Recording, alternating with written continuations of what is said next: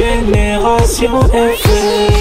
Generation FM, the best radio. Génération FM. C'est vrai que les gens ont beaucoup spéculé sur l'affaire Nicolas Jackson. Et je veux que les gens soient beaucoup plus attentifs.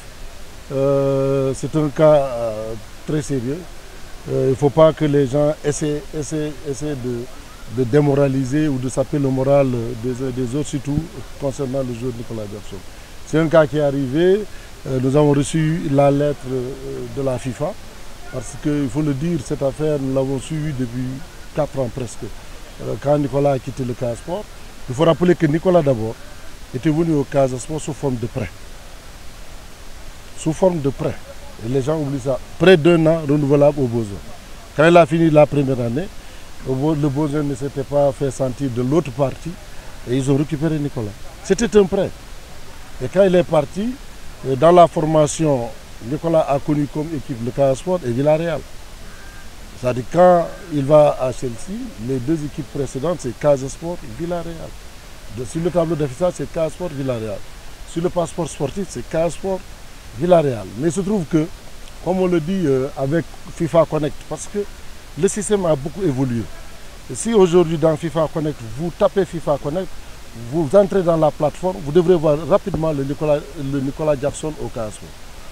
Si ça n'apparaît pas, on considère que ce n'est pas un joueur qui existe, c'est inexistant. Même si aujourd'hui le Casa Sport a le passeport du joueur.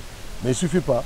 Il suffit que au Casa Sport d'avoir le passeport sportif et que le nom soit dans la plateforme.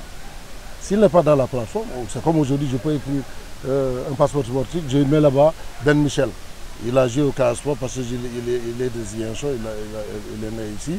On le voit jouer quelque part en Europe et je réclame sa paternité au niveau du Casa. Mais le système, il faut que le système soit interrogé au niveau de la plateforme.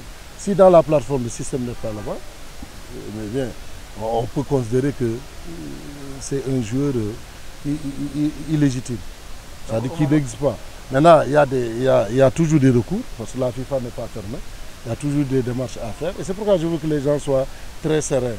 Parce que c'est vrai, c'est une affaire qui a trop duré. On pouvait aujourd'hui ne pas le dire. Si la FIFA n'avait pas dit ou le Casa n'avait pas dit, personne ne pouvait savoir ce qui se passe.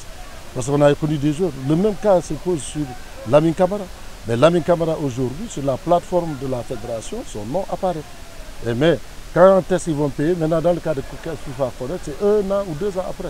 Lamine Camara, dans les prévisions de la FIFA, c'est en 2026 que le Casa obtiendrait gain de cause. Mais il est déjà passé dans la plateforme. C'est ça. C'est un système de plateforme qu'il faut mettre toujours à jour. Et je pense que nous sommes en accord avec la fédération pour trouver les moyens de pouvoir poursuivre ça. Génération FM. Generation FM, the best radio. Génération FM.